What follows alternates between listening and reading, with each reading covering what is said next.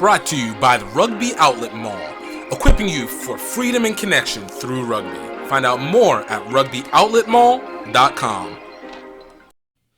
Yo, what's up, everybody? My name is GiftTime and Bailey. Welcome to Grow Rugby Podcast, where we talk with people about the opportunities and networks that they have found, experienced, created, or looking to take advantage of. We got another great guest that's going to be speaking with us today. Have Blaine Scully coming on the show. I'm excited about it. We had a really great conversation when we did this.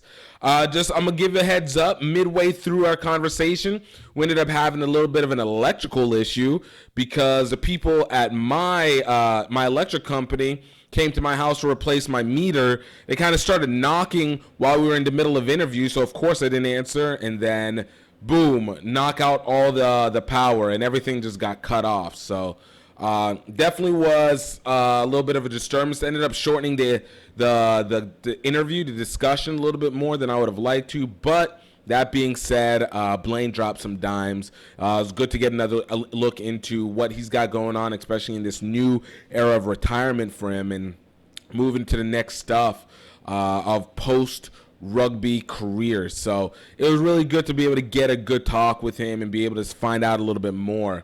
And as well, we have a lot of things happening in the world, coronavirus, the World Rugby, and the votes are getting closer. This Augustine Pichot and Bill Beaumont election is apparently a lot tighter than people want to give it credit for. So I think that's something that we can be able to look forward to. But I'm not going to talk your ear off about it. So let's get you straight into the interview. Blaine Scully, check it out. Grow Rugby, Grow Rugby, Grow Rugby, Grow Rugby, Grow Rugby. What's up, everybody? I'm so happy to have another VIP guest for you guys today. We have one of the co-Captain Americas. We got the Cardiff playing, Leicester thriving, USA Rugby captain for multiple Rugby World Cups on that too, Blaine Scully. Blaine, yo, thank you for coming on. Thanks for having me, man. Well, look, man, I have to say, the last time I had a chance to talk to you, obviously, was Rugby World Cup this last year, press conferences, and, they have their up and down moments. Since that moment, it has been like watching a whirlwind of action for you as you've now seemed to be stepping into the media zone more. You were already doing it with Women's Rugby World Cup and Sevens with NBC, but just seems like everything ramped up. Now you're doing your podcast. What is the setup legacy that you have that you're trying to be able to create for yourself?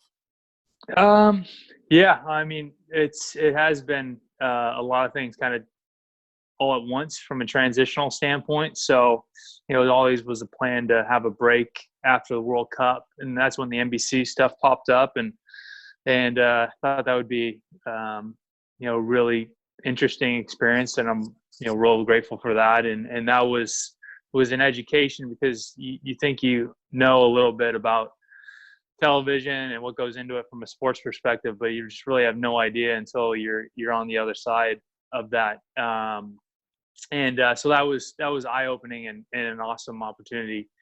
And then kind of was still working through that point with my wife, deciding what was going to be next for me on the playing side. And we were very pregnant at that point, so we had to make some life decisions around what our future looked like, and we kind of collectively decided that rugby was I guess the right thing for our situation was just to make a decision to move on and from the playing side at least, and which took a while to kind of get to and work through, and kind of had to turn down a few opportunities to potentially go back overseas, but I mean, the thing that I kind of said as I got through my career is sport is always temporary.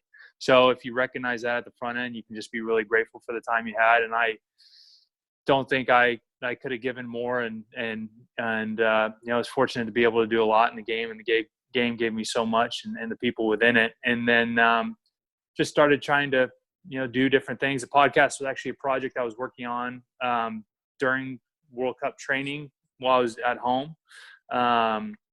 And I was kind of pushed to do that, but it ended up being a really cool experience. And now just kind of exploring where I might fit best next. So it's all education all the time, which is really exciting because I know it's going to be different than on the field, but at the same time, there's a lot to look forward to, and especially being a dad, which is pretty amazing. Yeah, like it becomes this weird ultimate balance where, like you said, it becomes this wide-ranging effect of what you've done, but then this ripple effect of how you can make these impacts kind of amplify themselves, albeit not in the most direct way that you were used to, albeit being on the field and stuff.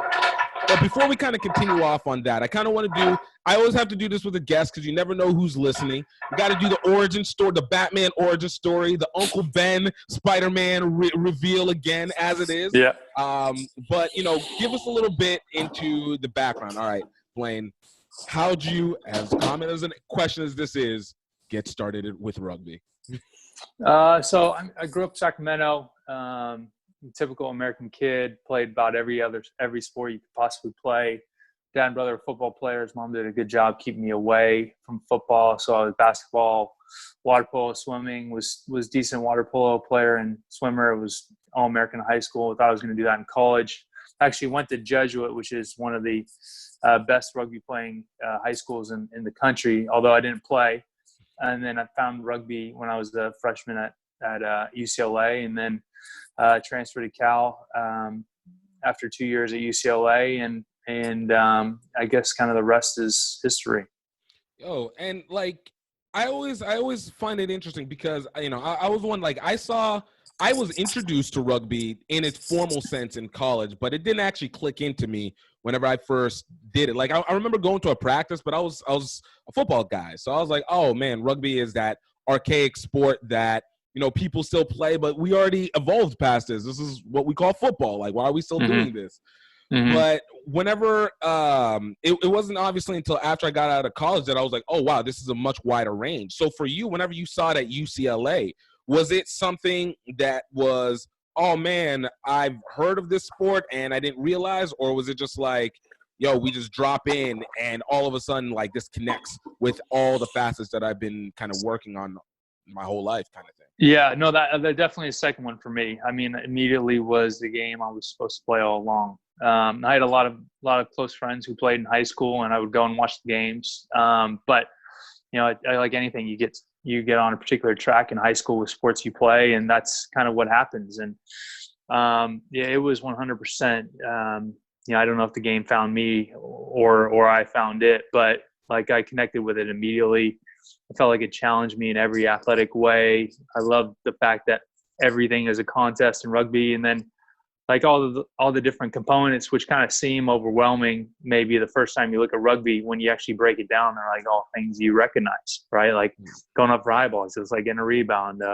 Line out, it's pretty much like a throw in meets a jump ball. Like a counterattack is pretty much a punt return. I mean, there's all different parallels that you can kind of find that help me, I guess, recognize and learn the game and try to accelerate that learning as quickly as possible.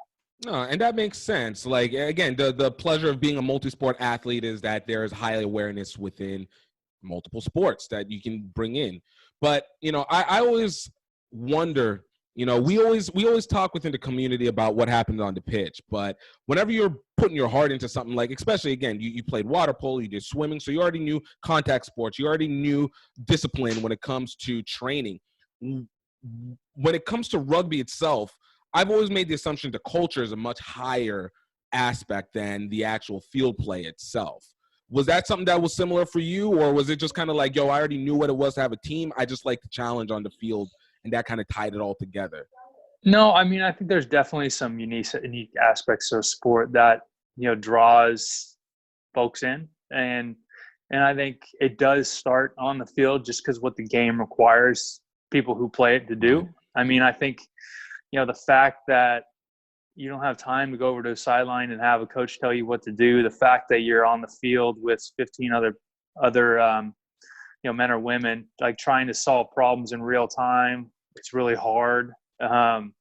It's nonstop. I mean, the fact that you have to do that and all this stuff is going on, and kind of management collectively, and then but you're also responsible for your own individual stuff. I mean, I think there is something built in to the nature of the game that is really special.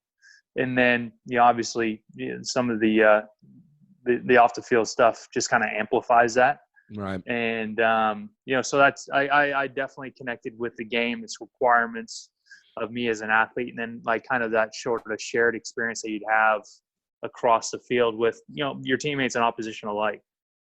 Oh, and that makes legitimate sense, and especially in a place like California, where as big as that state is, it feels like everybody knows everybody in that state. Like it's weird because I mean I get that here in Louisiana, but that's because nobody ever leaves here, or if they do, they just end up coming back. So everybody kind of has to know everybody.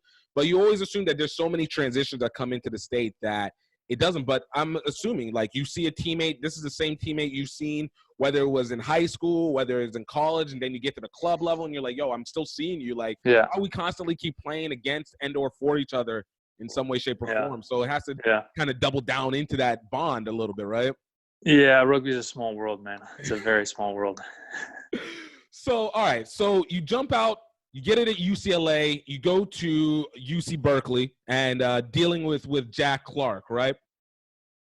Yep, Coach Clark, yeah. Yo, Coach Clark. And we all know that's the legend right there.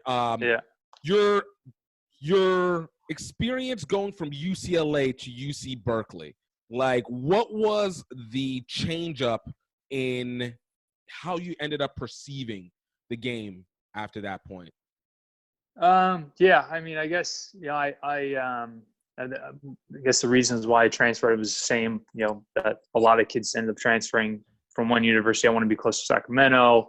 And then, rugby was a part of it, but that first to kind of reinforce at Cal that the student athlete part is the student is the emphasis. And then your sport is also study. And so it was, really attacking the sport of rugby as something as a subject matter, as a sport to study, and not just physically, but technically and tactically, learning about how to be a teammate, how to be a contributing member to that team, and then eventually starting to build your own personal package so you can learn how to lead teams and try to be a positive example and influence on your teammates. I mean, there was so much education that happened in those 3 years from Coach Clark and Coach Billups and Coach Fagoni, and then all the other people affiliated with the program.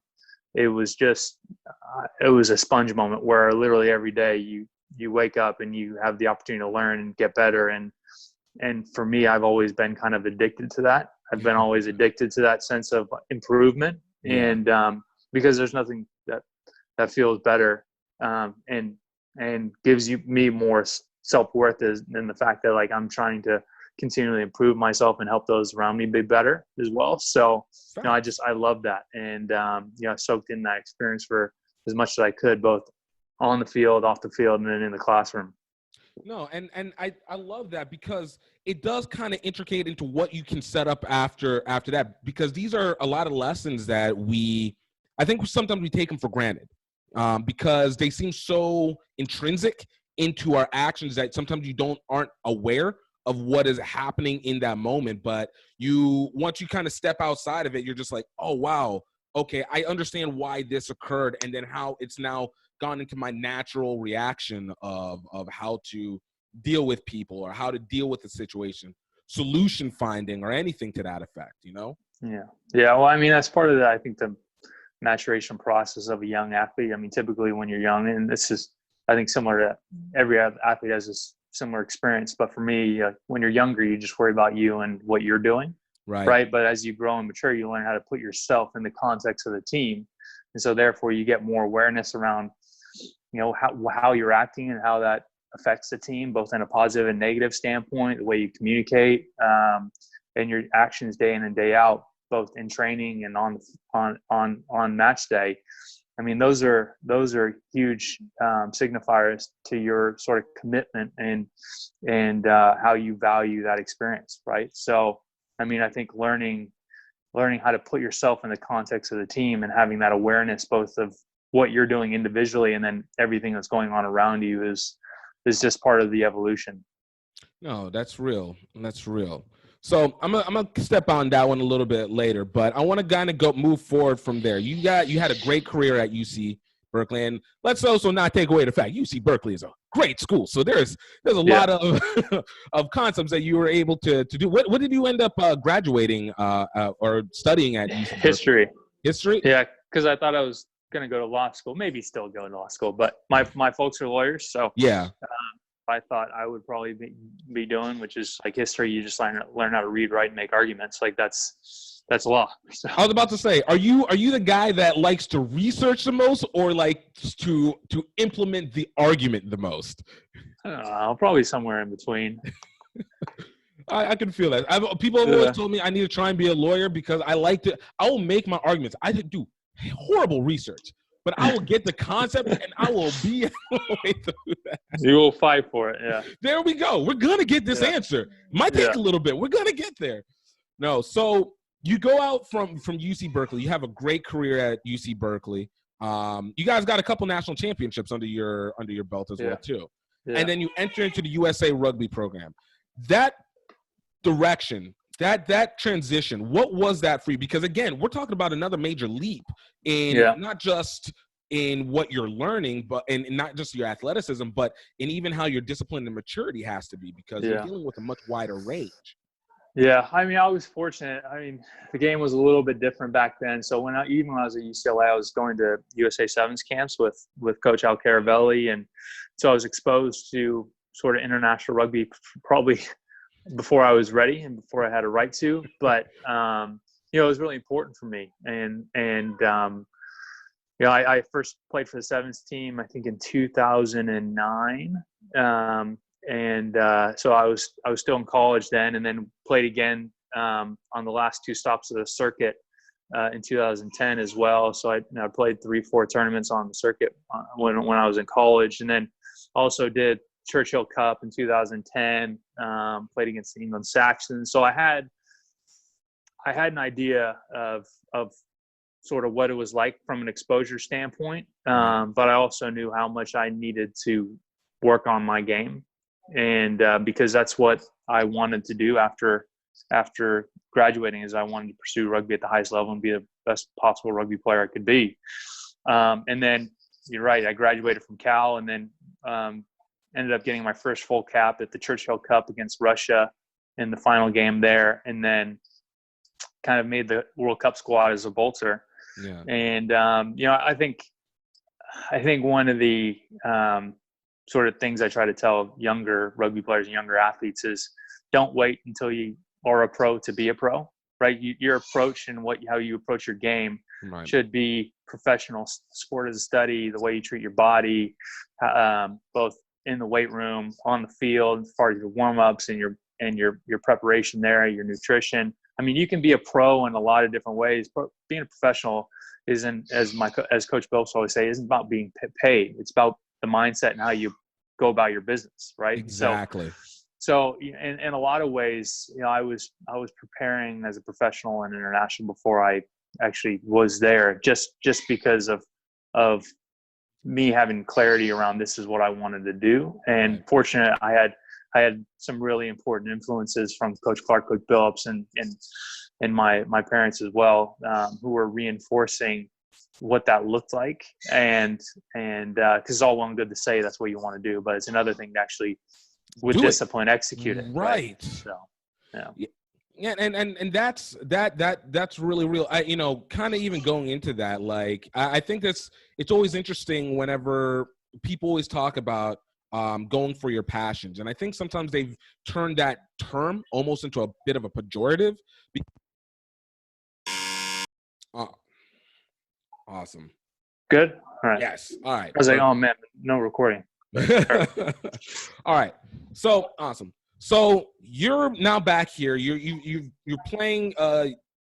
You're playing international side. You've now made it to Rugby World Cup 2011. That was your first one.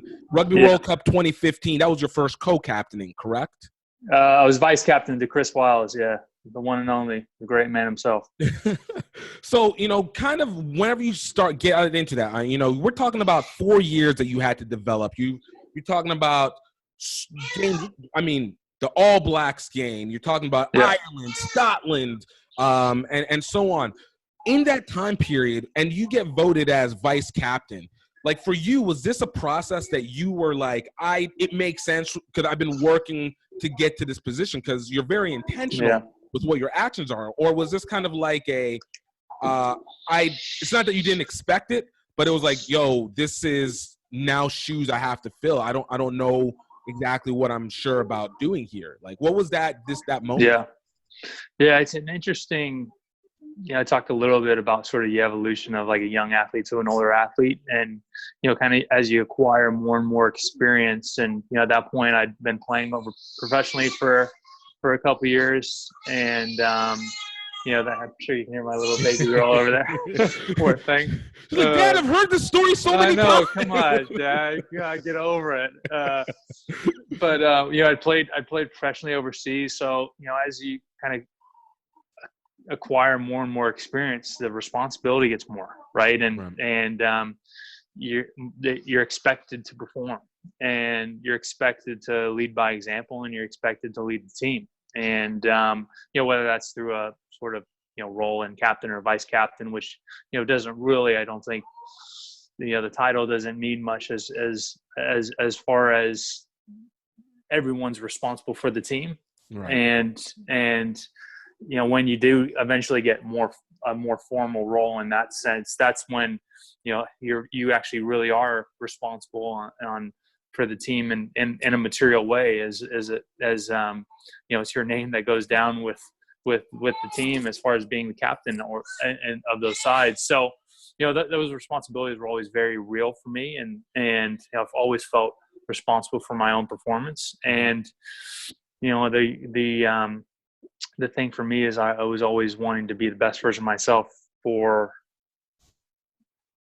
the United States. And one of the core reasons why I played overseas was so I could be as good a rugby player as I could be for the national team. And as teams kind of grow and evolve and continue to move on in your career, you become more experienced, as I said, more is expected of you, specifically at a leadership level. And because you're all of a sudden the one who says, this is how we do things around here, and this is what representing the United States is like, and what's supposed to be about. So it's kind of, I guess, it happens to a certain extent. And a player has to be willing, I think, to take on that role, because it's not for everybody.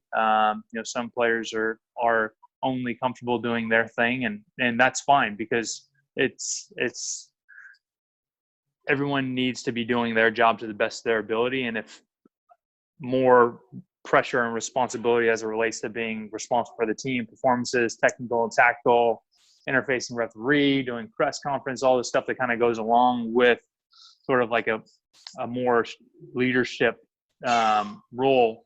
Those are real challenges, and they make it hard to balance like what you do on the field, because there's a lot of other things that require your attention now. Even conversations with your teammates as far as, what we're doing. Like, I don't know if this is what we should be doing as far as like, behavioral things, like the way you interact with the coaches now. Like, so there's a lot of layers that kind of go in to that process. And I always viewed it as I felt responsible for my performance. I felt responsible for the team's performance. And then the education and sort of learnings that I received as a young athlete, especially through, Coach Clark and Coach Bellis, but it extends all the way to probably my first leadership coach and my mom. These are kind of what's required of people who want to make the teams they're on the best they can be. No, that's real. And look, it's a lot of mechanism that I think it has to just be absorbed and then realized. Because of the fact that it is so many different components, and it's so many moving parts that can be overwhelming if you are not at least mentally prepared for it. Like you said, it's not the title that makes the leadership; it is the mentality that makes that leadership. So I that's awesome in terms of being able to see it from such a broken down standpoint. So considering timing and everything like that, so I kind of wanted to go into the other half of what I wanted to talk about, and I guess I'll be able to intricate these things a little bit more in. So this comes into what happens post-career. You know, you've built up this resume over the time. Like, how much of those interactions that you had with your teams, and I don't mean just like teammate to teammate, but in going overseas and playing with guys and talking during socials and these connections and friendships and networks that you created in a general sense, how much of these have now impacted what you're doing to this point now? Yeah. No, I mean, absolutely. I mean, I think all we really are is the accumulation of our experience in a lot of ways, and then what we are able to capture from that experience. And, you know, one of the best parts about playing rugby is the people. And Right. The people have always impacted me in an incredible way, from, you know, when I was a young athlete to you know, kind of an old athlete in the changing room, right? Like it happens real quick. And, you know, I've been fortunate with the sort of the quality of the individuals I've been around. And, you know, even someone last night I was FaceTiming with Brad Thorne, who's like you know, done about as much as you could possibly do as a rugby player, but you know, as a human being, as a professional, there was nobody better. And, you know, being able to continue to talk to him as a sort of like almost like an older brother, mentor, and, you know, hear about his experience with, say, coaching the Queensland Reds now and what he's doing, and, you know, still in contact with, you know, Jordan Murphy, who was a mentor of mine at Leicester, and, you know, all my Cardiff Blues teammates and a number of my Leicester teammates, and all of my US teammates. I mean, it's the relationships that are the best part about being on a team. You know, as much as it's about competing and realizing success on the field, whatever your definition of that is. I mean, the quality of the experience is usually based on the quality of the relationships that you make. And, you know, whatever I do, and I'm not entirely sure what that is. I'll know that I have a lot of people that I'm fortunate to call friends through my rugby experience and learn from, because of our shared experience together. You know, I love it, dude. So who within that dynamic then, who this helped you kind of take into consideration the brand path that you've started on with through the media and everything? Because I say this on the concept that you don't see it as often in rugby as you would necessarily in other sports. I know a lot of people will say maybe that rugby has more limitations, but I've always considered that to be a little bit of a BS. Yeah. Traditionalist kind of mindset. But you know, I had a chance to talk with like Nia Tapper, and you know, one of the things that I'd always liked about her was the way that she presented herself through social media. I think there's unique concepts in creating a brand that's, while rugby works within a team-centric momentum, but I think when it comes to development, you have to know faces, and people are attracted to faces and then maneuver into groupings from there when you're talking about from a casual standpoint. So for you, and I'll say, especially within a USA Rugby element, it's a unique trend to end up as more in the media brand space. So for you, kind of what was the development there? Was it awareness? Was it mentorship? Like, what was it for you? Yeah, I mean, it's like it's a great point you bring up, and it's still very much, I think, a big area for opportunity in rugby as far as the development of our rugby players and our personalities within the sport, which, as you say, usually translates to better business overall. You know, because most fans' first connection with sport is through their favorite player, like full stop. You think about all the players you grew up idolizing. I'm saying, you know, have all my San Francisco 49ers, my Sacramento Kings stuff, you know, like my Giant stuff. That's your first real connection to the game, is that. And I think it's a challenge in team sports in general, because people do have a tendency to want to make sure they fit within the team. But, you know, I think that's changing. You know, you see it a lot in hockey. There's a lot of hockey parallels between sport parallels between hockey and rugby in a lot of ways. This is like that locker room culture. But, you know, I think I think athletes across the sports, and probably no better example than what the NBA athletes are doing, as far as being willing for us to share that we're more than just athletes. And that was always really important for me. And you see like Naya or Carlin or Perry, I mean, they're more than what they do on the field. And I think it's always been sort of something that rugby players specifically have had to walk a fine line between making sure that you're still a really good teammate and part of a team, and be consistent, because I think that's also a really important and difficult thing to do on social media. Mm-hmm.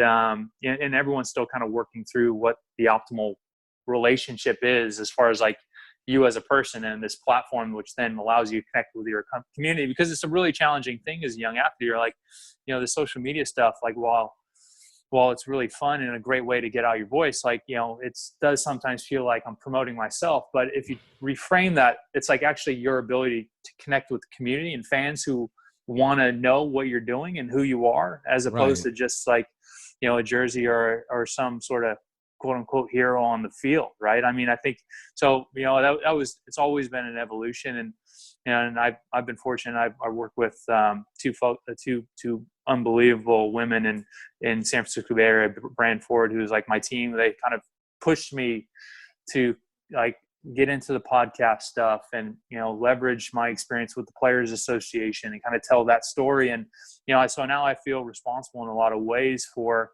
continuing to build the athlete's voice, specific to, rugby in the United States. And, I'm really keen on giving players the best possible platform to, demonstrate who they are and what makes them unique and special, because they're incredible in their own rights, and they have awesome stories to tell.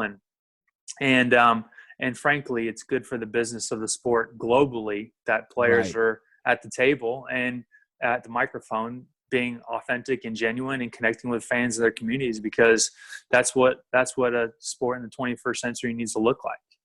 And that has always been my premise, my theory on it, because again, you look at it from other sports, and a lot of people always, like you said, it's finding the balance between, am I promoting myself or am I fixating within the team? And again, I agree with you. I don't think that those two are necessarily mutually exclusive. I think they work within each other, because you do need to humanize people. One of the biggest issues, especially before, is creating that era of separation between the community and then the player, because it makes everything feel so distant. And obviously we need more authenticity now. For you, as now you're about to embark in this next journey, and now you've taken a lot of lessons, and now you're in a new level of what we'll say is a series of maturity that will kick in this career. What is it that you are hoping to, what is the message that you are hoping to present that speaks to Blaine Scully, the person, Blaine Scully, the player, Blaine Scully, the entrepreneur, Blaine Scully, the media, and then in terms of what you feel it resonates within the community? I know it's a lot, but.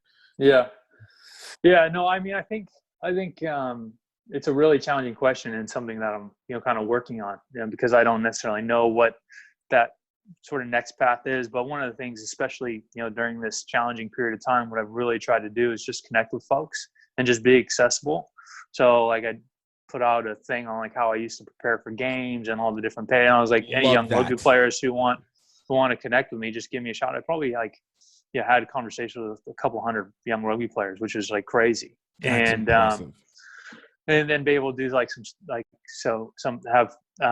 some Zoom chats set up with like high school rugby teams, younger athletes. I did one with Play Rugby USA last week, and finding these little connection points of sharing my experience, and then hopefully having people get something out of it. And like that's a really important thing on what I'm hoping to do, and whether that for me as a career looks like coaching or administrating, or maybe not rugby at all. Like I don't know, maybe I'll be a barista. I love coffee, but I wouldn't make any money to drink it all.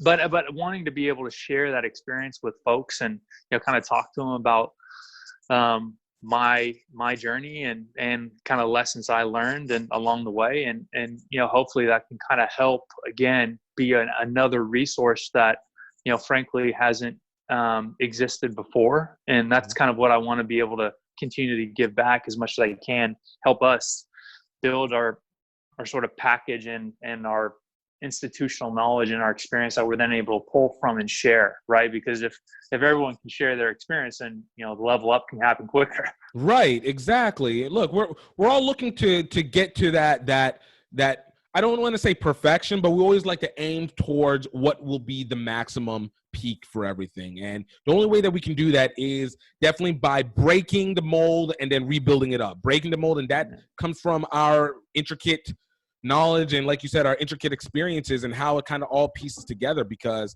it is, thankfully, I feel like one of the biggest blessings that we have is that we're getting to see rugby, and in my opinion, see rugby at its peak or rising towards its peak in an era where connectivity is at its highest.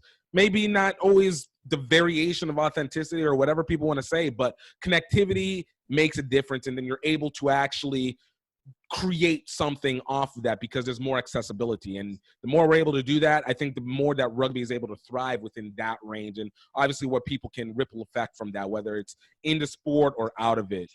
So it's really dope to know that is where your mindset goes with it, because I think that is necessary for the modern day person, let alone the modern day rugby player. I know, and it's part of my responsibility, I think, because the game's given me a lot, and I had incredible experience overseas, and so I'd like to think I have hopefully something of value to share to young rugby players or whoever, So. Yo, look, after listening to a couple episodes of Captain's Code, I feel like you're in a good way. You're in a good path. I think you got Appreciate that. Appreciate that. Blaine, man, dude, I want to thank you so much. Even electrical outings and everything, I appreciate Power through. It's all right. Just a momentary setback. Right? Look, this is what we do. It's not what happens, it's how you react. Exactly. But thank you so much, bro. I appreciate no problem. Thanks for having me. Appreciate you. Man, want to thank Blaine. That was great. Even though we got cut off a little bit, that was really good. Want to thank Blaine Scully for coming onto the podcast. I really appreciated him being able to give the time, and always he's dropping gems wherever he goes. So that's a lot of wisdom for people to take into. For everybody else, look, please go check out some of our other podcasts. Last week we had Angie Elena on from Switzerland, dropping buku gems about rugby love and how to be able to understand the spirit of it.